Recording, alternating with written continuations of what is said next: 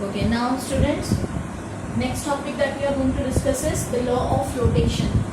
Okay, so law of flotation. Suppose we have immersed a solid body inside any liquid, then you know that two forces acting on it. These two forces are, first is the weight of a body which is vertically downward and it is acting at the center of gravity.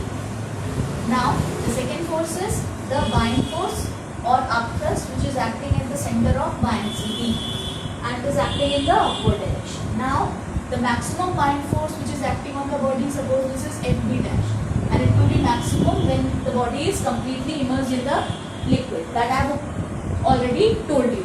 Now there are three cases, we have already discussed it, but still I am telling you about this. That first is when weight of a body is more than upthrust, then the weight of a body is more than the weight of displaced liquid, because we know that the upthrust will be equal to weight of liquid displaced, okay, by Archimedes principle. So weight of a body is equal to is more than the weight of liquid displaced.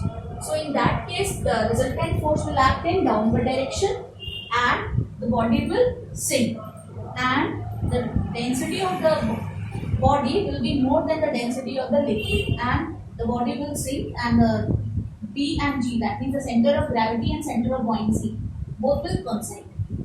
Now in the second case, when weight of a body is equal to the upthrust, so the weight of a body will be equal to the weight of liquid displaced by it, and in that case density of the body will be equal to density of liquid, and the body will float completely immersed in the fluid like that.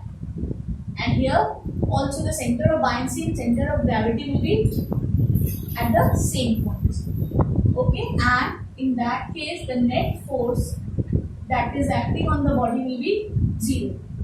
Now in third case, when the weight of a body is less than the upthrust, or you can also say weight of body is less than weight of liquid displaced. So in that case the resultant force will act in upward direction and the body will be floating with some part outside the liquid, and the submerged portion of the body will be such that the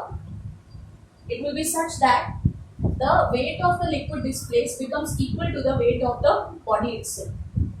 Okay, so it will move slightly above such that these two forces will become equal, and when they will become equal, the body will start floating. Okay, so you have not seen that the body will move upside the surface of the liquid. It doesn't happen, because when the body is completely inside the liquid, then Fb dash will be more than W, and due to that the resultant force will act in upward direction. So from these, suppose we have immersed it completely, so in that case two forces Fb dash and W, and Fb dash is more than W, so the body will come in the upward direction, and it will that much portion will be submerged in the liquid, in that both will become equal. So when the body starts floating, then these two forces becomes equal, and in that case the net force which is acting on the body, that will be equal to 0. So from these we can see that the body will float in these two situations, and whenever a body floats the resultant force will be 0, and whenever a body floats then the weight of the body will be equal to the weight of liquid displaced. Okay, or you can say weight of the liquid displaced by the submerged portion. So that is law of flotation. A body will float only if it displaces the liquid equal to its own weight. Okay, so whenever a body displaces the liquid and the weight of a liquid is equal to the weight of body itself, then the body will float. So according to law of flotation, weight of body will be equal to weight of liquid displaced by submerged portion. Okay, so whenever the weight of liquid displaced by the submerged portion of the body becomes equal to the weight of body itself, then the body will start floating, and that is the law of flotation. Okay, now we will find the ratio between the volume of the immersed portion of the body and volume of the body to the density of the body to the density of liquid. Suppose we have immersed a solid of density rho s. Suppose the density of solid is rho s. This is the density of solid. Okay, and V is the volume of submerged part of the body, and rho L, it is the density of liquid. Okay, so first we will find the weight of the body. So weight of the body will be equal to volume of the body.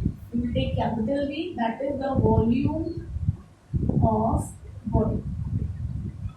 Okay, so weight of the body will be equal to volume of the body into density of the body into G. This is your equation number 1.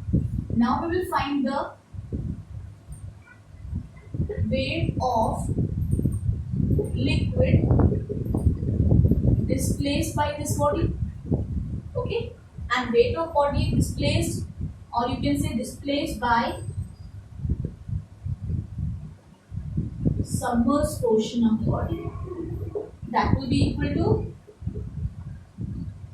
up thrust, and it will be equal to volume of the submerged portion, or a small v will represent it. Suppose small v is like this, small v volume of immersed portion into density of liquid into G. So it is equation number 2. And from the law of flotation,